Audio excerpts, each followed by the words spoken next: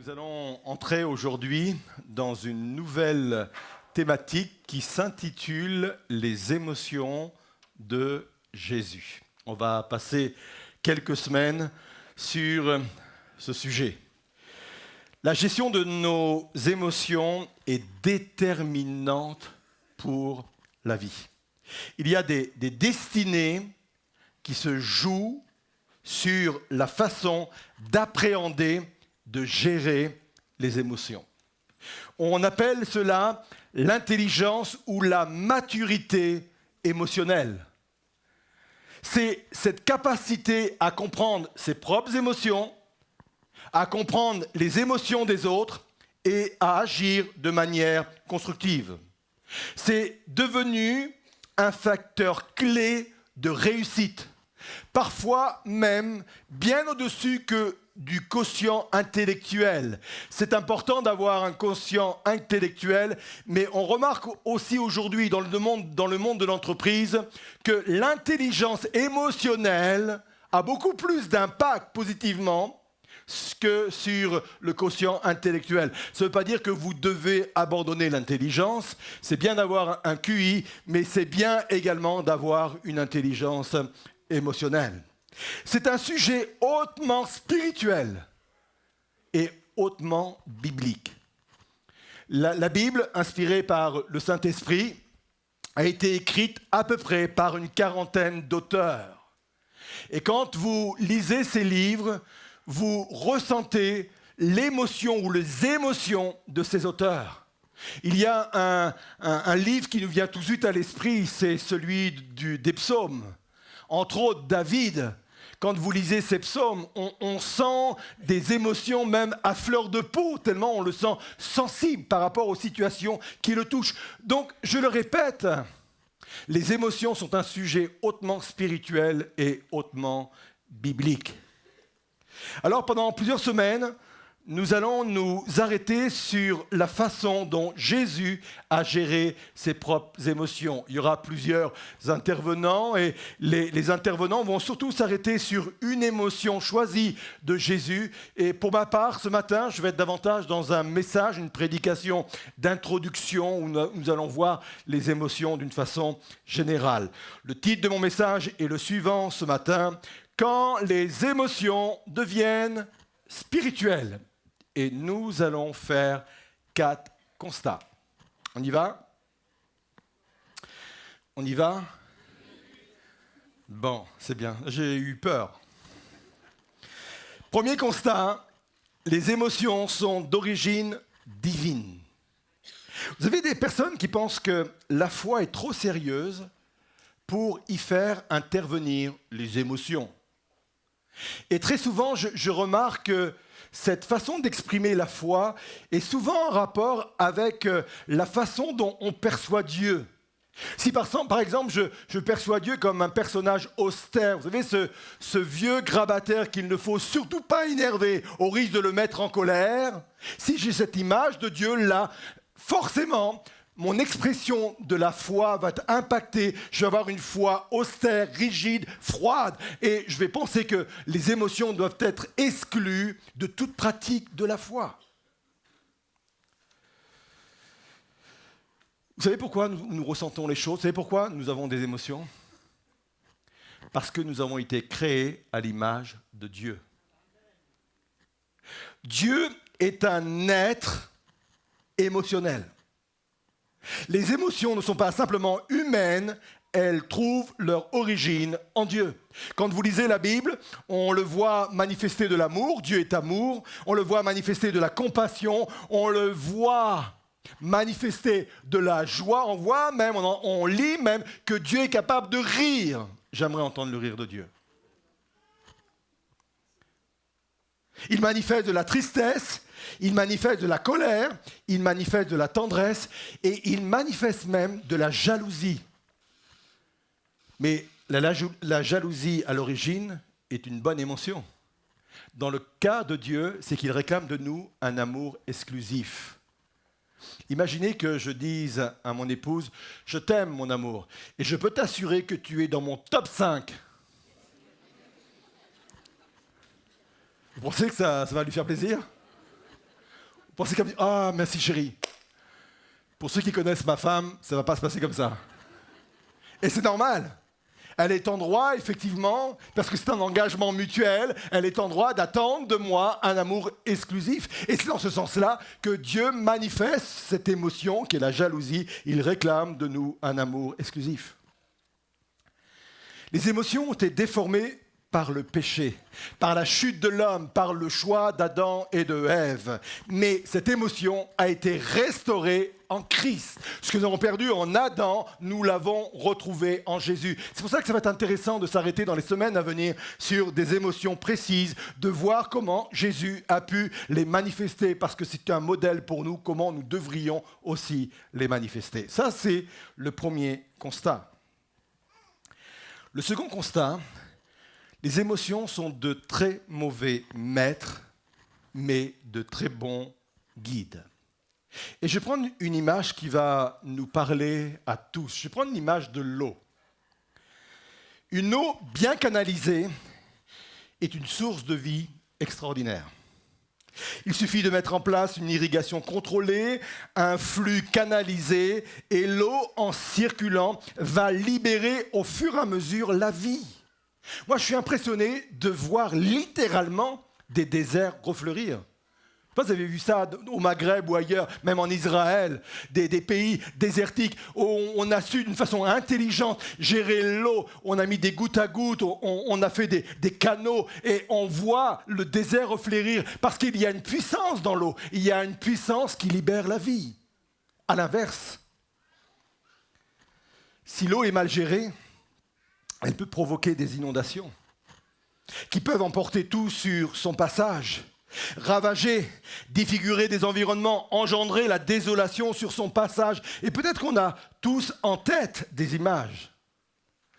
Chez nous, dans le Pas-de-Calais, dans le Sud, ou dans des pays où ils connaissent la mousson, je pense au Bangladesh, à l'Inde, en Asie et même sur le continent africain. On voit des fois des théâtres de désolation où des familles ont tout perdu parce que l'eau n'a pas été canalisée. Les émotions, c'est exactement cela. Bien gérées, elles peuvent libérer, inspirer, épanouir, apaiser. Mais des émotions mal gérées emportent tout sur leur passage. Ça détruit des relations. Ça met à terre des projets pourtant solides. Ça anéantit une sérénité, une sécurité familiale indispensable à l'épanouissement. Quand je disais que c'était un sujet important, un sujet sérieux, je viens de vous en donner la preuve. Quand les émotions ne sont pas maîtrisées, elles deviennent impulsions. La colère légitime, on le verra peut-être dans les semaines à venir, parce qu'il y a une colère légitime, peut devenir destructrice. Avec des paroles qui viennent blesser. On dit souvent les paroles qui ont dépassé la pensée, mais ces paroles-là viennent détruire. Avec des décisions brutales. Une peur légitime, parce que la peur est aussi légitime, peut devenir panique et annuler des projets, des appels de Dieu, des destinées. Un enthousiasme mal contrôlé. Et Dieu sait si on a besoin d'enthousiasme, mais un enthousiasme mal contrôlé peut nous conduire à des décisions précipitées, irréfléchies. Et c'est là où le fruit de l'esprit est très intéressant. Dans Galates 5, versets 22 et 23, Dieu nous a donné justement cela pour aussi contrôler nos émotions. Il est dit ceci, mais ce que l'Esprit Saint produit, c'est l'amour, la joie, la paix, la patience, la bienveillance, la bonté, la fidélité, la douceur, et le dernier, il est pour nous, et la maîtrise de soi. Le mot grec pour maîtrise de soi signifie capacité à se gouverner, force intérieure, autorité sur soi-même. Vous savez, des gens qui rêvent d'être en position de leadership. J'aimerais vous dire que le premier leadership doit s'exercer envers soi-même. Avant de vouloir exercer un leadership sur les autres, diriger les autres, si tu n'es pas capable de te diriger toi-même, tu ne sauras pas diriger les autres. Dieu ne te confiera pas de projet ou même de position, même dans le monde professionnel, si tu n'es pas capable de te gérer toi-même. Vous êtes là? Proverbe 29, 11 dit ceci: l'insensé, le débile, l'idiot. Il y a une version qui dit l'idiot, donc je peux me permettre. Débile, c'est version Potier, désolé. L'insensé donne libre cours à toutes ses passions, mais le sage les retient et les calme. Ça s'appelle l'intelligence émotionnelle. Troisième constat, nous élevons souvent nos émotions au rang d'idoles. Idolâtrer nos émotions, c'est partir du principe que tout ce que je ressens est vrai. Écoutez bien ceci, nos émotions ne sont pas des sources fiables de vérité. Je le répète, nos émotions ne sont pas des sources fiables de vérité. Je sais qu'il y a une expression qui dit « écoute ton cœur ». Vous l'avez entendu? Écoute ton cœur. La Bible dit ceci, que rien n'est plus trompeur que le cœur humain. Ton cœur peut te tromper. Tes émotions peuvent te tromper. Pour une simple raison, c'est que nos ressentis peuvent être influencés par la fatigue. Combien sont d'accord que le soir, on se lance rarement dans des projets? Moi, je suis fatigué de ma journée. Je ne suis pas quelqu'un qui boit du noir, mais le soir, si je commençais à faire le bilan de ma vie, il ne serait pas terrible. Par contre, quand je me lève le matin, là, je suis capable de vous manger le monde et de mettre en place des projets. Parce que je sais, et ça c'est bien se connaître, je sais que quand je suis fatigué, ça va venir forcément influencer mes émotions. Nos ressentis peuvent être influencés et amplifiés par des peurs, peuvent être déformés par des blessures, peuvent être biaisés par notre perception ou notre mentalité. C'est pour cela, je le répète, nos émotions ne sont pas des sources fiables de vérité. Pourtant, je peux être sincère dans mes émotions. Une émotion peut être sincère sans être juste. Tu peux sincèrement te sentir rejeté sans être réellement rejeté. Tu peux sincèrement te sentir abandonné alors que Dieu est présent. Tu peux sincèrement te sentir coupable alors que Dieu t'a pardonné. Tu peux sincèrement avoir l'impression que la situation t'échappe, qu'elle peut mal finir, et pourtant Dieu est au contrôle. Nos émotions ne sont pas des sources fiables de vérité. Je ne nie pas, ce que je ressens, mais je ne laisse pas ce que je ressens définir ma vérité. Vous vous souvenez, j'ai prêché de cela il y a quelque temps, de cela, oui, la réalité n'est pas toujours la vérité. Et nos émotions, même si elles sont réelles, si je les ressens vraiment sincèrement, mes émotions ne sont pas toujours la vérité. Il y a des hommes de Dieu dans la Bible qui ont été conduits dans des situations parce qu'ils ont cru leurs émotions et leurs émotions étaient fausses. Je pense à un homme comme Élie.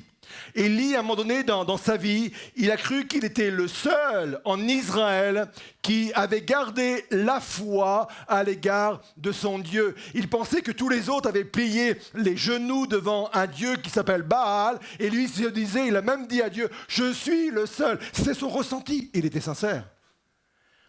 Et Dieu va lui dire, « Hé gars », toujours version Potier, gars, d'accord ? « Hé gars ». Moi, je les ai comptés. Il en reste encore 7000 debout. Pourtant, dans ses émotions, il était sincère, il était convaincu qu'il était le seul à avoir gardé la foi. Et Dieu lui dit, ton ressenti est faux. Il y en a 7000 avec toi qui sont encore debout et qui n'ont pas plié les genoux devant Baal. Prenez un exemple comme David. David s'est fait piéger à plusieurs reprises par ses émotions. Combien de fois on trouve dans les psaumes notamment qu'il pense que Dieu l'a abandonné? Mais c'est régulier. pour ne pas dire récurrent. Il va même questionner le silence de Dieu. Il pense qu'il est seul. Il pense que Dieu l'a abandonné. Et il faut qu'il fasse tout un travail sur lui-même pour arriver à cette conclusion. Non, en fin de compte, je me suis trompé. Dieu est toujours avec moi. Nos émotions doivent être éclairées par la vérité. Et il n'y a qu'une seule vérité. La vérité, c'est la parole de Dieu. Elle est la vérité. Je ne ressens pas la présence de Dieu. Alors que dit la Bible ?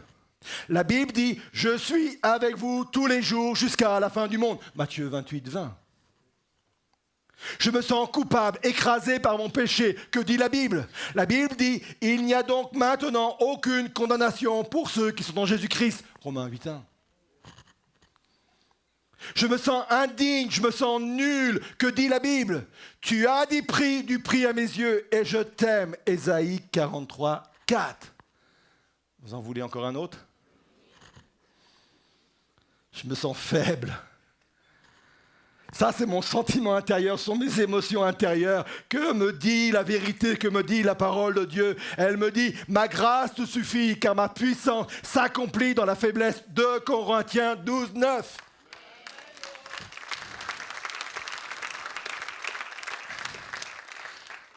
Un petit bonus pour la route ? Promis, c'est le dernier. Je n'y arriverai jamais. Que dit la Bible ? Je peux être sincère. Je peux me juger par rapport à mes capacités. C'est vraiment un ressenti sincère. Que me dit la Bible dans ce cas-là ? La Bible dit « Je puis tout par celui qui me fortifie ». Philippiens 4, 13. Et on peut acclamer les vérités qui se trouvent dans la parole de Dieu.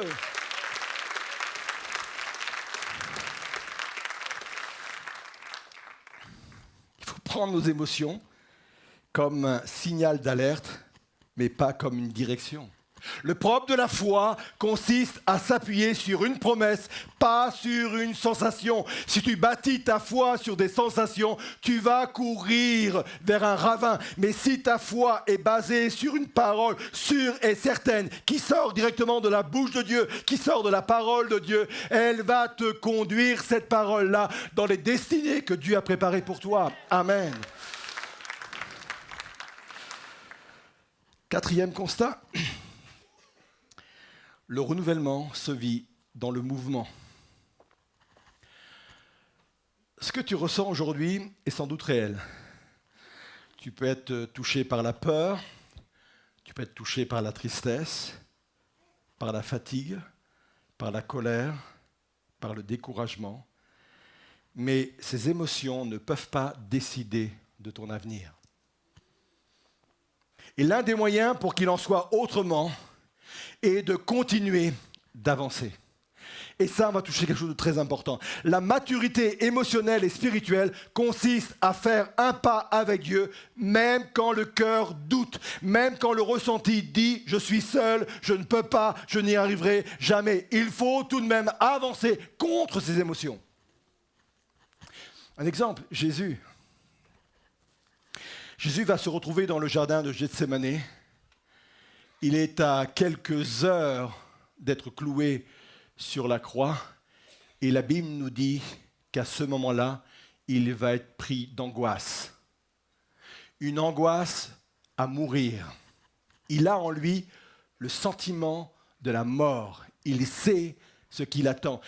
Il n'y a pas simplement la souffrance physique, mais il y a aussi la souffrance spirituelle, parce qu'il va devenir péché pour nous tous. Et je peux vous assurer qu'au niveau de ses émotions, Jésus avait peur de ce rendez-vous. Ça vous choque si je vous dis ça ? Jésus avait des angoisses à l'idée qu'il devait affronter ce rendez-vous. Parfaitement Dieu, mais parfaitement homme également, dans toute sa nature humaine, avec les émotions humaines. Mais malgré cette peur, malgré ce sentiment intérieur, il va avancer. Et il va avancer au travers de cette parole, non pas ma volonté, mais la tienne. Et une fois qu'il dit ça, il est toujours dans la peur. Je suis presque persuadé qu'il a commencé à faire ce qu'on appelle le chemin de croix avec la peur. mais il marche vers la volonté de son Père, parce que le renouvellement se vit dans le mouvement. Dallas Willard va dire ceci: la maturité spirituelle, et dans la maturité spirituelle, il y a la maturité émotionnelle, c'est la capacité de faire ce qui est juste, même quand on n'en a pas envie. C'est fort. Si vous ne faites que ce que vous avez envie, vous n'irez pas loin. Mais la capacité ou la maturité spirituelle, c'est de faire même quand je n'ai pas envie. Et ça, c'est une logique dans le royaume de Dieu. La logique est la suivante. Ce n'est pas l'émotion, écoutez bien ceci, qui déclenche l'obéissance. C'est l'obéissance qui transforme l'émotion. Il faut que je vous redise ça.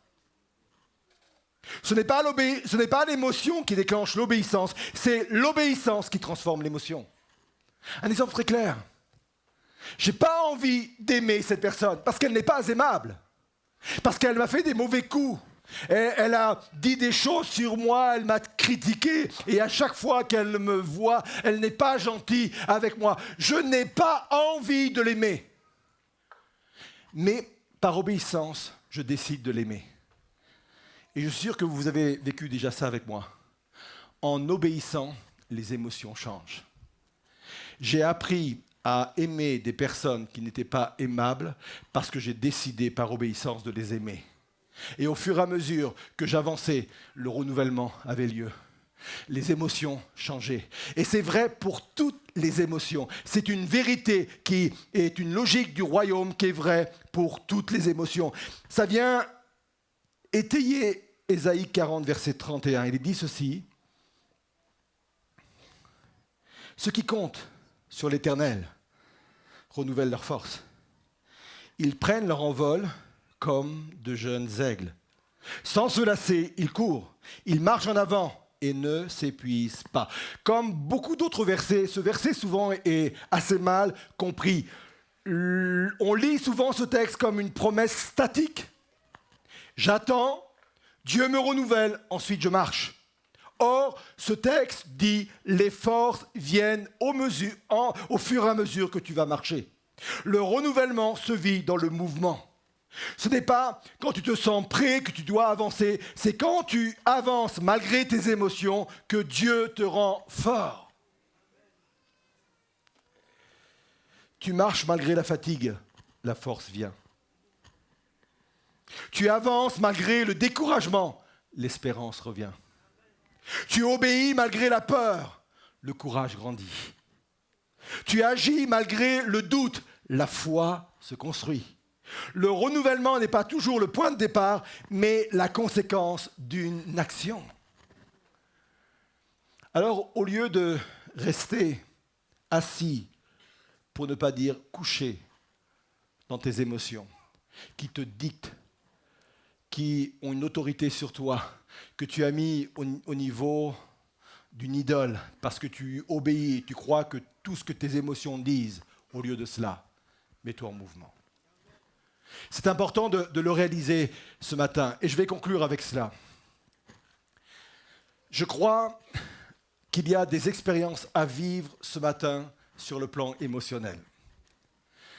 Quand il est dit que Dieu sauve parfaitement, le salut dont il est question engendre certes le salut de l'âme, l'idée que la vie éternelle m'est réservée, que Dieu me sauve pour la vie éternelle. Il y a aussi l'idée de sauver nos corps, parce que dans ces meurtrissures, nous avons aussi la guérison. Mais il y a aussi l'idée de guérir nos esprits et nos âmes, aussi sur le plan émotionnel. Je crois que Dieu est capable ce matin de faire un travail profond dans nos cœurs. Je voudrais vous inviter à vous lever quelques instants à vos places. On va rester encore quelques instants ensemble. Je ne sais pas ce matin où vous en êtes par rapport à la gestion de vos émotions. Je ne sais pas ce matin ce que vos émotions ont produit autour de vous. Peut-être qu'il y a des personnes qui se disent, moi, à cause de mes émotions, à cause de mes peurs récurrentes, à cause de mes découragements récurrents, je suis passé à côté de ma vie. Je suis passé à côté des opportunités, des portes que Dieu avait ouvertes devant moi. Mais ce matin, je ne veux pas idolâtrer mes émotions. Je ne veux pas les mettre au-dessus ou à la place de Dieu. Je veux reprendre la main dessus.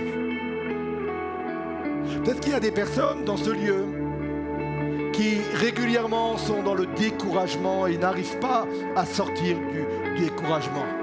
Jésus a été angoissé. Ce genre d'angoisse qui pousse parfois certaines personnes à rester toute la journée dans le noir chez elles et ne pas sortir. Ce genre d'angoisse qui vous fait mal dormir. Ce genre d'angoisse qui vous coupe de toute relation. Mais Jésus savait que le renouvellement se trouvait dans le mouvement. Et sans aucun problème, il a dit « J'avance sur la parole de mon Père. Pas ma volonté, mais la tienne, j'avance. » Peut-être qu'il y a des personnes dans ce lieu qui réalisent que par des émotions qu'elles n'arrivent pas à gérer, elle crée dans son environnement, dans sa famille et même parfois sur son lieu professionnel une atmosphère qui n'est pas du tout sécurisante. Mais c'est votre combat, c'est votre lutte.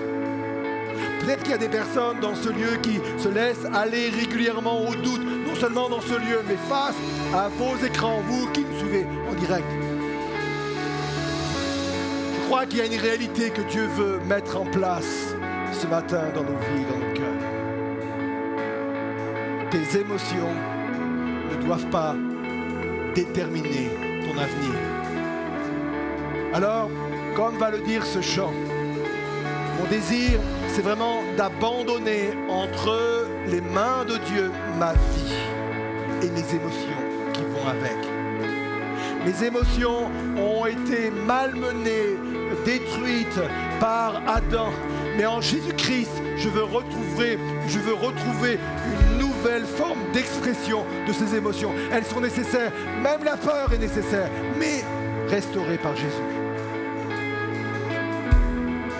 Alors s'il y a des personnes dans ce lieu qui réalisent que ce matin Dieu les appelle à une expérience émotionnelle profonde dans leur vie et dans leur cœur, je leur demanderai de sortir des rangs, de descendre du balcon et de venir sur le devant. Chers internautes, vous face à vos écrans, que vous soyez seuls ou pas, si vous avez la liberté de le faire, vous pouvez même vous lever à votre place et laisser Dieu venir vous toucher là où vous êtes pour restaurer ce qui est détruit dans vos émotions. Trop de filtres viennent affecter votre façon de ressentir les choses. Trop de filtres viennent affecter votre façon de ressentir la vie, de ressentir les épreuves, de ressentir vos relations. Venez sur le devant. Laissez Dieu venir toucher vos émotions. Laissez Dieu restaurer et apaiser, canaliser vos émotions. Ne laissez pas vos émotions vous dominer, ne laissez pas vos émotions déterminer quel est votre avenir, quels sont vos projets. N'hésitez pas à venir vraiment sur le devant, pour que les personnes puissent, dans les rangs, venir également sur le devant, pour se joindre à cette prière. Me voici à genoux devant toi, j'abandonne tout, j'abandonne tout. Seul désir, alors que tu m'attires, c'est d'être avec toi, d'être avec toi. Je m'abandonne.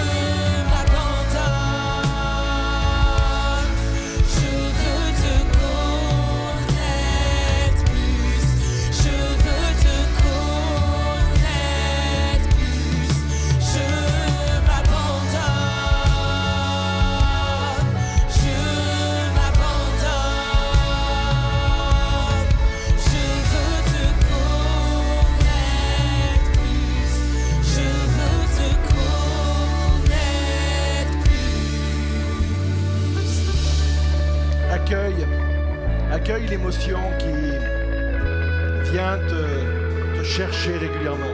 Accueille cette émotion. Et confronte-la à la vérité. Si la peur vient te dominer, proclame que Dieu est au contrôle. Proclame que Dieu est souverain. Si tu te sens inapte aux responsabilités que sont les tiennes, proclame cette vérité que tu peux tout par Jésus-Christ, par la force qu'il te communique, par la force qu'il te donne. Si la colère prend trop souvent place en toi, et cette colère a pu jusqu'à présent détruire des relations, cette colère qui peut être légitime au départ parce qu'elle signale des injustices, mais si cette colère apporte comme résultat la désolation, abandonne cette émotion, abandonne-la aux pieds de Jésus. Quelle que soit l'émotion qui est trop forte, qui te domine, qui te fait faire des choses que tu ne veux pas faire, quelle que soit cette émotion-là, abandonne-la aux pieds de Jésus. Viens bénir, Seigneur. Viens bénir chacune de ces personnes. Seigneur, là, tu viens donner l'équilibre. Tu viens apporter la paix. Tu viens apporter la sérénité, Seigneur. Là où l'eau avant apportait la désolation, cette émotion-là va apporter la vie maintenant. Je veux le proclamer dans le nom de Jésus. Je veux le proclamer avec puissance et avec vérité dans le nom de Jésus. Tel un vent puissant, souffle maintenant. Je viens régner en moi. Tel un ouragan, réveille mon âme. Je viens régner en moi.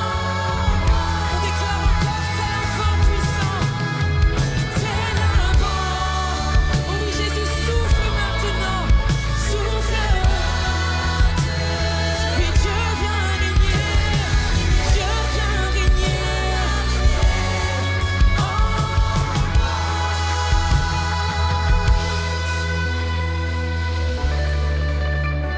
C'est une parole prophétique.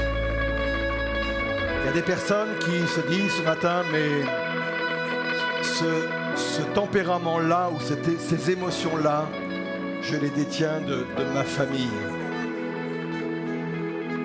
C'est un lien du sang. C'est un lien du sang. Ça fait partie de l'ADN. Je reproduis ce que mes parents m'ont fait subir ou eux-mêmes ont vécu. J'aimerais proclamer sur chacune de vos vies que le lien de la croix est plus fort que le lien du sang. Que le sang de Christ est beaucoup plus fort que le sang familial. Et qu'il vient aujourd'hui anéantir ce qui peut être des conséquences de vos propres familles. Parce que le sang de Christ vient passer, vient laver, purifier, stabiliser. Et on proclame à nouveau cette vérité-là.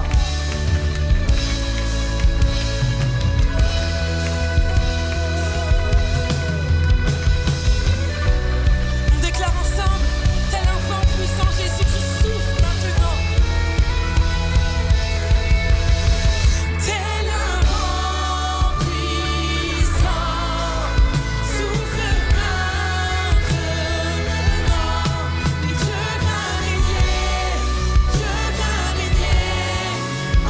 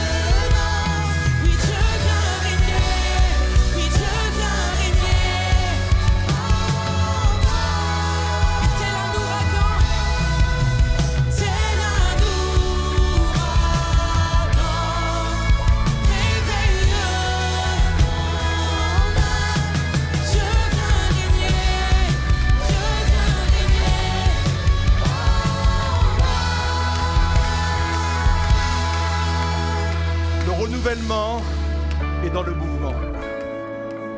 Peut-être que jusqu'à présent, tu refusais une place parce que tu ne t'en sentais pas indigne ou pas à la hauteur. Le mouvement produit le renouvellement. Ce que tu avais peur d'accepter jusqu'aujourd'hui, accepte-le.